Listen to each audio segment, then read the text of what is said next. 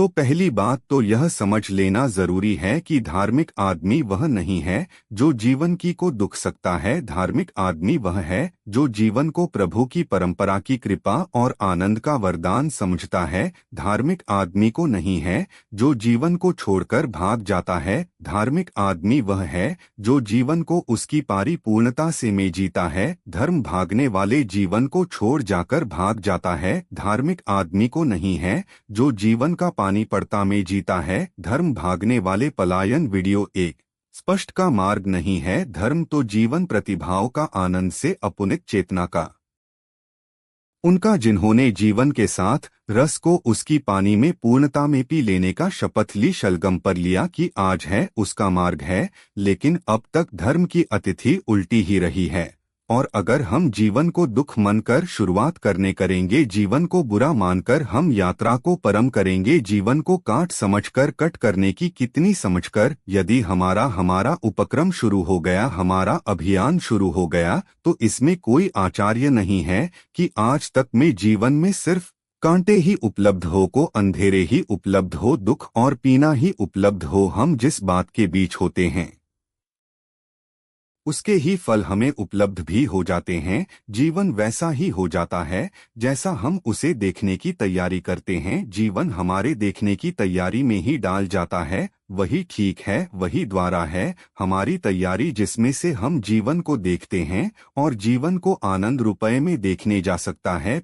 आप जिसे शांति देख रहे हैं होंगे और वह जीवन नहीं है, वह आपके देखने की दृष्टि है। एक छोटे से गांव की भुजिया समिति आती है। उसे गांव में सुबह की सुबह अभी धूप निकली थी, सूरज निकला था, सर्दी के दिन थे और एकदम बैलगाड़ी आकर रुकी और गांव के दरवाजे पर बैठे बुद्ध से इस सवार ने पूछा, बैलगाड़ी के इस गांव के लोगों कैसे हैं? मैं इस गांव में निवास करना चाहता हूं। उसे बुद्ध ने उसे आदमी को नीचे से ऊपर तक देखा और उसे बूढ़े ने पूछा, इसके पहले कि मैं कुछ कहूं कि इस गांव के लोगों कैसे हैं, मैं जानना चाहूंगा कि उसे गांव के लोग कैसे थे जिसे तुम छोड़कर आ रहे हो, क्योंकि उसे गांव के बाबत बिना जाने हुए मैं कुछ भी इस गांव के संबंध में खाने में असमर्थ हूं। वह आदमी तो बहुत हैरान हो गया। उसने कहा, उसे गांव के लोगों को जानने से इस गांव के संबंध में बताने का क्या संबंध है?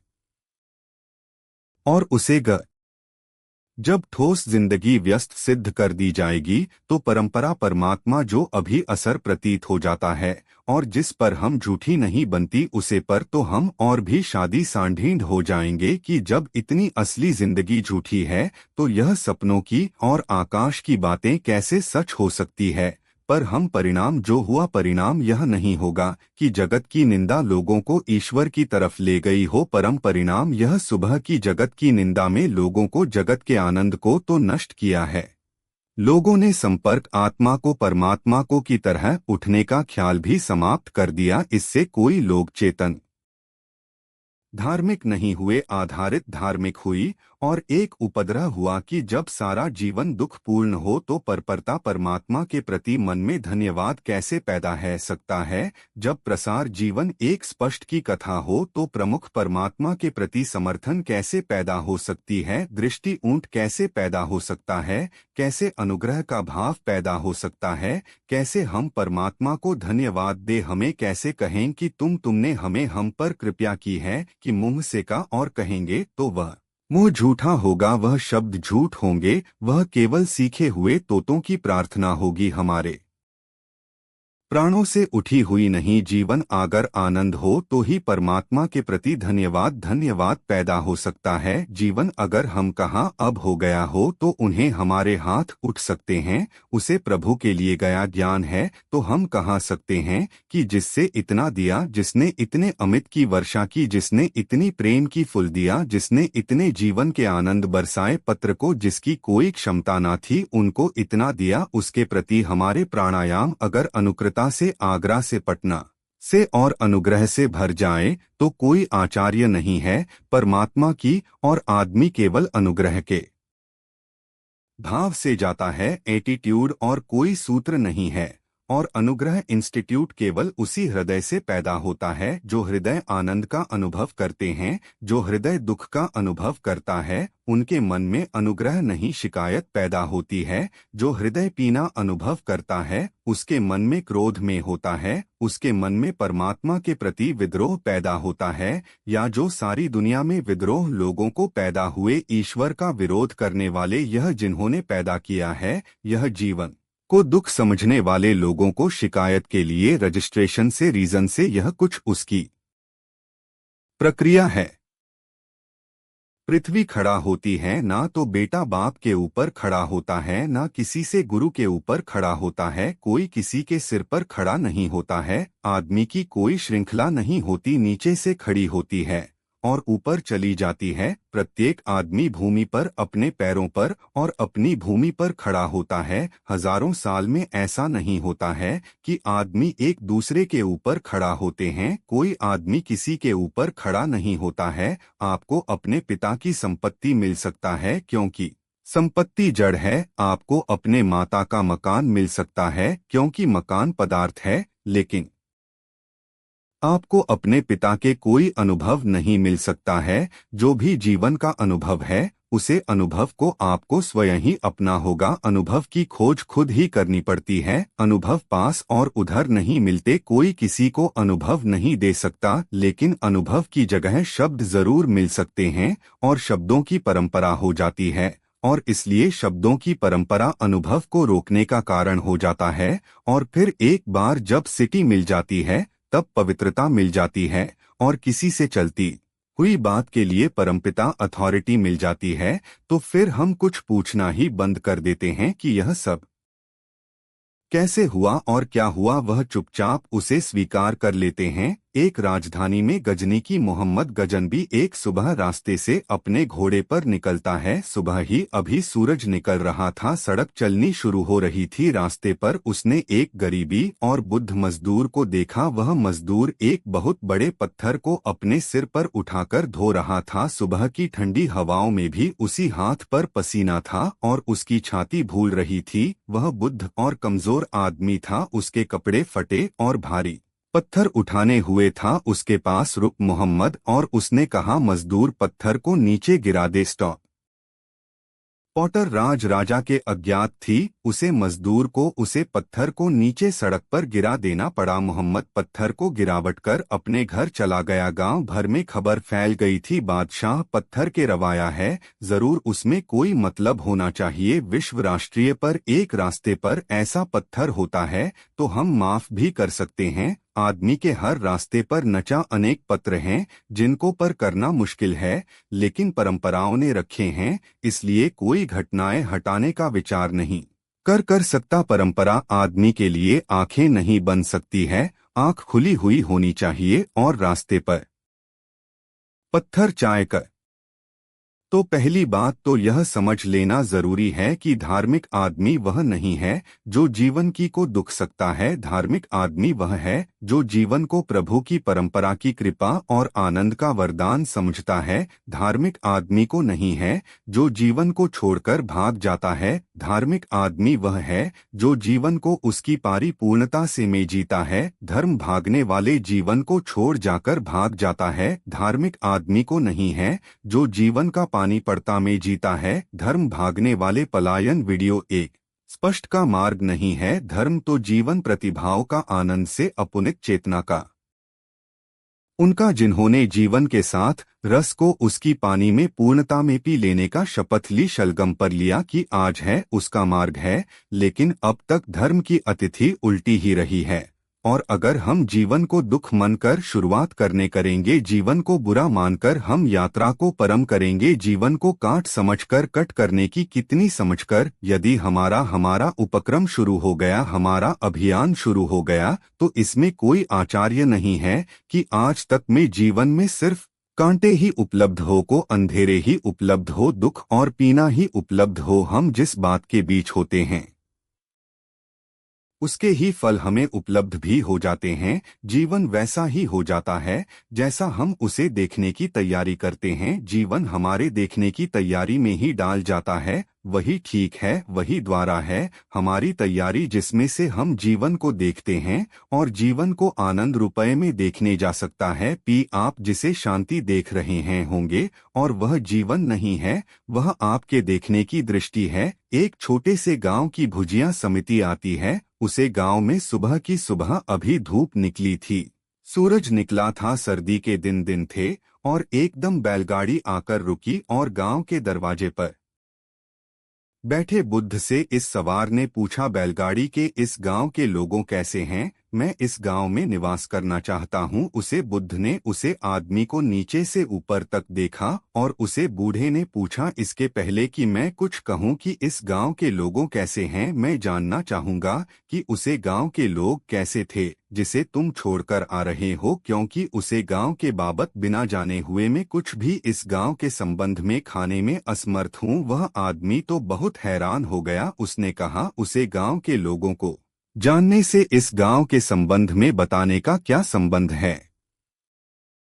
और उसे तो पहली बात तो यह समझ लेना जरूरी है कि धार्मिक आदमी वह नहीं है जो जीवन की को दुख सकता है। धार्मिक आदमी वह है जो जीवन को प्रभु की परंपरा की कृपा और आनंद का वरदान समझता है। धार्मिक आदमी को नहीं है जो जीवन को छोड़कर भाग जाता है। धार्मिक आदमी वह है जो जीवन को उसकी परिपूर्णता से में जीता है। धर्म भागने वाले जीवन को छोड़ जाकर भाग जाता है। धार्मिक आदमी को नहीं है जो जीवन का पानी पड़ता में जीता है। धर्म भागने वाले पलायन वीडियो एक स्पष्ट का मार्ग नहीं है। धर्म तो जीवन प्रतिभाओं का आनंद से अपुनित चेतना का उनका, जिन्होंने जीवन के साथ रस को उसकी पानी में पूर्णता में पी लेने का शपथ ली, शलगम पर लिया कि आज है उसका मार्ग है। लेकिन अब तक धर्म की अतिथि उल्टी ही रही है। और अगर हम जीवन को दुख मानकर शुरुआत करेंगे, जीवन को बुरा मानकर हम यात्रा को परम करेंगे। जीवन को काट समझकर कट करने की कितनी समझकर यदि हमारा उपक्रम शुरू हो गया, हमारा अभियान शुरू हो गया, तो इसमें कोई आचार्य नहीं है कि आज तक में जीवन में सिर्फ कांटे ही उपलब्ध हो, को अंधेरे ही उपलब्ध हो, दुख और पीना ही उपलब्ध हो। हम जिस बात के बीच होते हैं उसके ही फल हमें उपलब्ध भी हो जाते हैं। जीवन वैसा ही हो जाता है जैसा हम उसे देखने की तैयारी करते हैं। जीवन हमारे देखने की तैयारी में ही डाल जाता है। वही ठीक है, वही द्वारा है हमारी तैयारी, जिसमें से हम जीवन को देखते हैं और जीवन को आनंद रुपये में देखने जा सकता है। आप जिसे शांति देख रहे हैं होंगे और वह जीवन नहीं है, वह आपके देखने की दृष्टि है। एक छोटे से गांव की भुजिया समिति आती है। उसे गांव में सुबह की सुबह अभी धूप निकली थी। सूरज निकला था, सर्दी के दिन थे और एकदम बैलगाड़ी आकर रुकी और गांव के दरवाजे पर बैठे बुद्ध से इस सवार ने पूछा, बैलगाड़ी के इस गांव के लोगों कैसे हैं? मैं इस गांव में निवास करना चाहता हूं। उसे बुद्ध ने उसे आदमी को नीचे से ऊपर तक देखा और उसे बूढ़े ने पूछा, इसके पहले कि मैं कुछ कहूं कि इस गांव के लोगों कैसे हैं, मैं जानना चाहूंगा कि उसे गांव के लोग कैसे थे जिसे तुम छोड़कर आ रहे हो, क्योंकि उसे गांव के बाबत बिना जाने हुए मैं कुछ भी इस गांव के संबंध में खाने में असमर्थ हूं। वह आदमी तो बहुत हैरान हो गया। उसने कहा, उसे गांव के लोगों को जानने से इस गांव के संबंध में बताने का क्या संबंध है?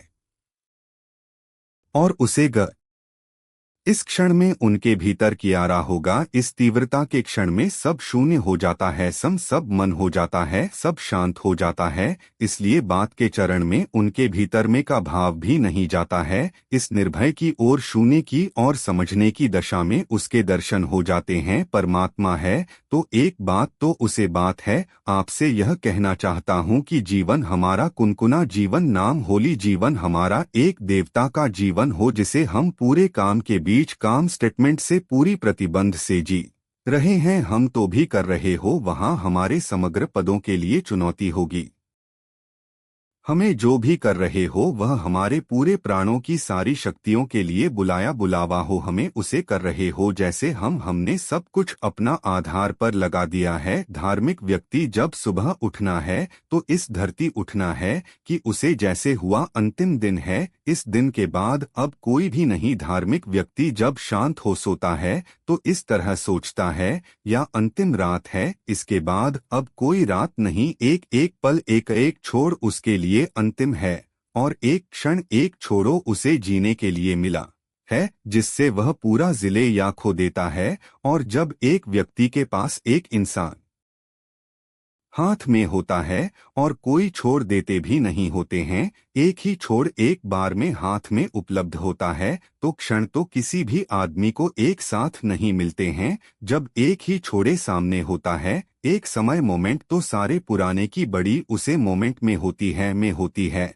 और जब जीवन में इंटरसिटी जैसे मैं कह रहा हूँ तो पिताजी से कह रहा हूँ, उसका अनुभव होता है। तीन फकीर एक बड़ी यात्रा पर थे, एक सुंदर स्थल से गुजरते थे, मरुस्थल लंका था और उसकी आकाश से ज्यादा लंबा निकला। उसका भजन चूक गया, उसे अपनी छुप गया, और कभी कोई ऐसा नहीं दिखाई पड़ रही थी कि इतनी यात्रा और शेर से कितनी यात्रा और शेष है गई। शायद यह भटक गए थे। एक सांझ जब भी रात को रुके तो उनके पास केवल एक रोटी का टुकड़ा और एक छोटी सी बोतल पानी की बच्ची थी। तीनों लोगों को इतना पानी पूरा नहीं हो सकता था, तीनों लोगों को इतनी रोटी से कोई मतलब होता है। तो उन दोनों ने सोचा बजाय इसके लिए कि हम तीनों इसे खा और तीनों समाप्त हो जाए, जो उचित होगा कि एक इसे खाली अच्छा 2 मंजिल तक पहुंच जाए, दिन 2 दिन की उसे ताकत मिल जाए, लेकिन कौन खाए उन लोग तीनों में विवाद हो गया कि कौन खाए। इससे कोई निर्णय जिससे असर जगत बनाया, यह माया की दुनिया बनाई जिसे आदमी को फंसा जाता है जाल में और मकई के जल की तरह उसको घूमता चला जाता है। उसको पढ़ने कैसे आने को मैं कैसे धन्यवाद दे, नहीं यह नहीं संभव है। और तब क्रोध पैदा होता है, तब विरोध पैदा होता है, तब ईश्वर से भी भेजो पैदा होता है। यह सरस्वती हमारी ईश्वर के प्रति विद्रोह की शादी है। पिछले 5000 वर्षों में जो शिक्षा दी गई है उसका अंतिम चरण प्रतिकार इस सदी में उत्पन्न हो रहा है। बच्चे इनकार कर रहे हैं, बच्चे विरोध कर रहे हैं। उसने उसे आज को कहा ईश्वर की प्रार्थना तुरंत उनके चेहरों फैंसी तोड़ जाती है। और इस हंसी के लिए यह बच्चे जन्म हुआ जरा भी नहीं है, इससे हंसी के लिए भी लोग जिम्बेर है, जिसने जीवन की एक भी साथ का रूप दे दिया है। इसलिए मैंने कहा कि धार्मिक चेतना का दूसरा सूत्र आनंद का भाव और आनंद का अभाव कैसे विकसित हो। कुछ मित्र ने इस संबंध में से भी प्रश्न पूछे हैं कि आशा आनंद का भाव कैसे विकसित हो, आनंद के चित्र, आनंद की एंट्री, दिल हुआ आनंद का उदय, उत्तेजना हुआ आनंद का नृत्य, कैसे अनुभव कैसे जीवाणुओं से भर जाए। हम 2 बातें इस संबंध में समझाएं जरूरी है। एक आनंद को के केवल हुए भी लोग अनुभव कर पाते हैं, जो अत्यंत तीव्रता से जीने की सामर्थ्य को पैदा करते हैं। इंटेंस लिंगिंग त्वरित और तोर से भरा हुआ है जीवन। हम सब बहुत कौन कौन ने जीते वर्मा कौन कौन पानी होता है, ऐसा हमारा जीवन है। तीव्र नहीं, इंटरसिटी नहीं, हमारी किसी से तृतीय में कोई तीव्रता नहीं है। और जीवन का अनुभव आनंद का द्वारा अनुशक्तियों से पैदा होता है। जितनी टेंस, जितनी तीव्रता से भारी अनुभूति होगी, उतना ही व्यक्त आदमी आनंद की शिकार को कुछ होता है। और जितना कौन ना कुनकुना जीवन होगा, उतना ही जीवन कुछ भी नहीं छूता है, कुछ भी नहीं छूता है। और हमारा सारा परंपरा ढांचा वनों को मनुष्य को कौन बनाता है, तीव्रता नहीं, वतन बताता ना तो वह साहस मुश्किल सीखना।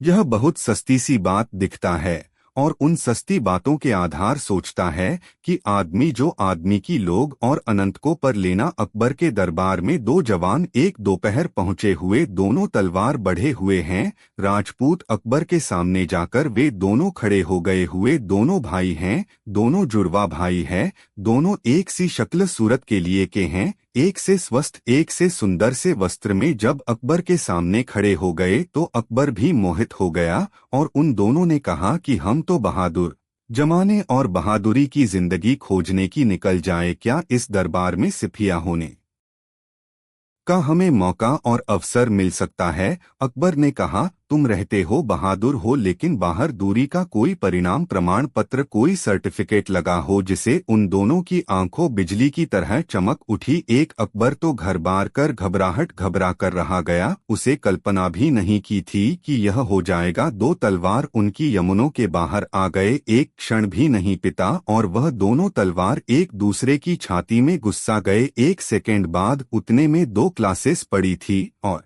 खून पड़ा था और तुम मुस्कुराते हुए जवान पड़े थे। अकबर को तो ख्याल भी नहीं था कि जो हो जाएगा। उसने अपने सेनापति को बोलकर कहा कि बड़ी मुश्किल हो गई। मैं इन दो जवानों छोड़कर से पूछा था कि बहादुर का कोई प्रमाण पत्र लगाए हो। ऐसे सेनापति हंसने लगे और उन्होंने कहा, ना समझ में आप बहादुर आदमी से प्रमाण पत्र पूछने का और क्या मतलब हो सकता है। कोई बहादुर आदमी कागज पर लिखना कर जाएगा किसी से कि मैं बाद हूँ। यह बात पूछी गई थी। दो बहादुरों जवान यही उत्तर दे सकते हैं, क्योंकि उपहार दुर्गा एक ही मतलब हो सकता है, मृत्यु का साक्षरता करना साहस। लेकिन उससे नापति ने कहा, आप चिंतित ना हो, मेरे गए जवानों की आंखों में और उनके चेहरों पर जो खुशी है उसे देखकर उन्होंने वही इंटरसिटी का गति बात कर एक क्षण जान लिया जो जीवन का आनंद है। और जी आनंद की छाव में प्रभु के दर्शन हो जाते हैं। जी चित्र जीवन का मतलब क्या है। क्या आप सोच सकते हैं कि उन दो जवानों ने तीव्रता त्रिभुज जीवन का कोई अच्छा जाने के लिए, मोमेंट ऑफ इंटेंस लिविंग जाने के लिए जान लिया। मैं आपसे कहता हूँ जान लिया एक क्षण में, जबकि पूरा जीवन दांव पर था।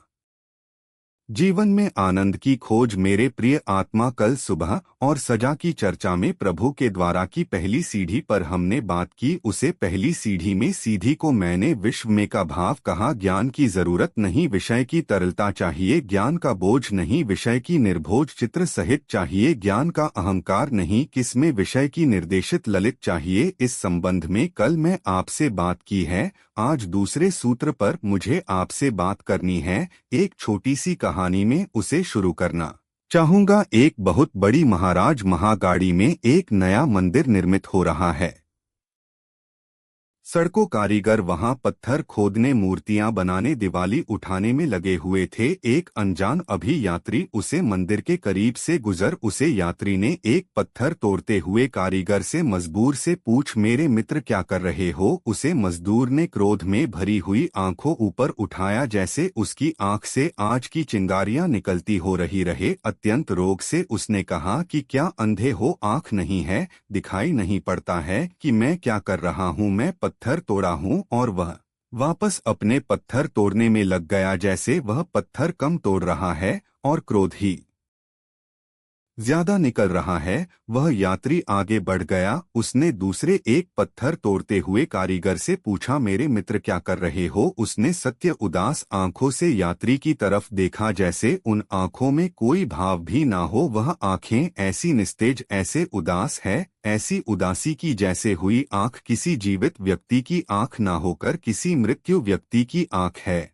और उसे आदमी ने अत्यंत धीमी और रोटी से स्वर में कहा, अपने बच्चों के लिए रोटी रोजी कमा रहा हूँ। और वापस उतनी ही सस्ती से वह पत्थर तोड़ने में लग गया। वह यात्री आगे बढ़ गया। उसने मंदिर की चिड़िया पर पत्थर तोड़ते एक तीसरी कारीगर से पूछा कि मेरे मित्र क्या कर रहे हो। तो वह करियर पत्थर की तोड़ रहा था और गीत भी गुनगुना रहा था। और उसकी आंखों में किसी खुशी की चमक थी और उसे प्रणाम में किसी आनंद का भाव था। उसने आंख ऊपर उठाया और उसे आदमी को ऐसे देखा जिसे कोई अपने प्रेमी को देखा है। और फिर उसने कहा कि मेरे मित्र में भगवान का मंदिर बन रहा हूँ। और वह वापस गीत गाने लगा और पत्थर तोड़ने लगा। वह यात्री तो चौंकी तरह गया हुए तीनों लोगों की पत्र तोड़ रहे थे। वह तीनों एक ही काम कर रहे थे, लेकिन एक क्रोध से भरा था और दूसरा तो पहली बात तो यह समझ लेना जरूरी है कि धार्मिक आदमी वह नहीं है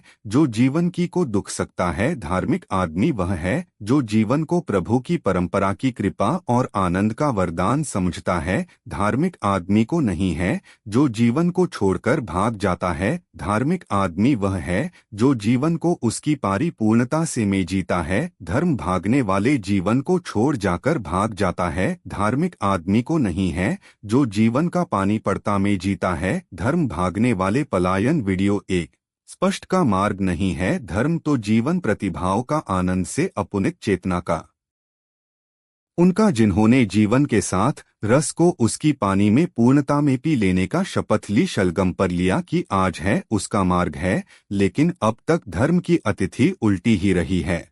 और अगर हम जीवन को दुख मानकर शुरुआत करने करेंगे, जीवन को बुरा मानकर हम यात्रा को परम करेंगे, जीवन को काट समझकर कट करने की कितनी समझकर यदि हमारा उपक्रम शुरू हो गया, हमारा अभियान शुरू हो गया, तो इसमें कोई आचार्य नहीं है कि आज तक में जीवन में सिर्फ कांटे ही उपलब्ध हो, को अंधेरे ही उपलब्ध हो, दुख और पीना ही उपलब्ध हो। हम जिस बात के बीच होते हैं उसके ही फल हमें उपलब्ध भी हो जाते हैं। जीवन वैसा ही हो जाता है जैसा हम उसे देखने की तैयारी करते हैं। जीवन हमारे देखने की तैयारी में ही डाल जाता है। वही ठीक है, वही द्वारा है हमारी तैयारी जिसमें से हम जीवन को देखते हैं और जीवन को आनंद रुपये में देखने जा सकता है।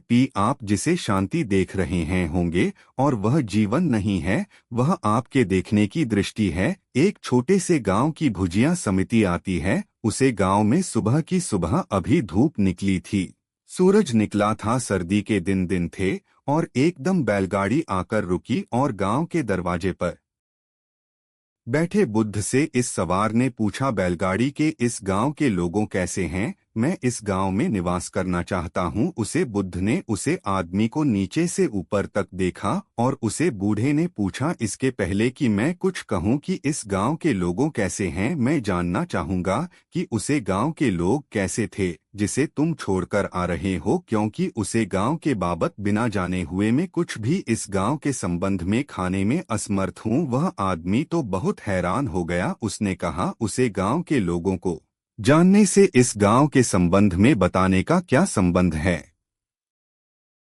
और उसे इसलिए मैं आपसे निवेदन करता हूं कि यह शक्ल नहीं है कि हजारों साल तक कौन सी चीज मानी गई है। सवाल यह है कि उसे चीज को जीवन की कटौती पर अगर हम आंच सकते हैं तो वह करीब कहाँ खड़ी होती है। अगर वह असफल होती है तो चाहे लाखों पर से उसकी पूजा मिली हो, उसे कम चारों में फेंक देना, कछुआ में फेंक देना जरूरी है। और चाहे आज की भी कोई चीज नहीं समय की जीवन की कसौटी पर ठीक उतरती है हो, तो जीवन को उसे रास्ते को सुनने के लिए तात्पर्य होना चाहिए। इस आधार पर मैं आपसे कहता हूं कि जीवन को असर, जीवन को दुख को पूर्ण जीवन की निंदा करने वाले स्थान आने गलत हो और घातक और पाया जाना जहरीले साबित हुआ है। उन्होंने मनुष्य को जीवन के सारे आनंद की क्षमता छीन ली, सारे रस को स्रोत सुखा दी, उसके पेड़ों के सारे गीत तोड़ डाले। यह क्या किया जा गया है,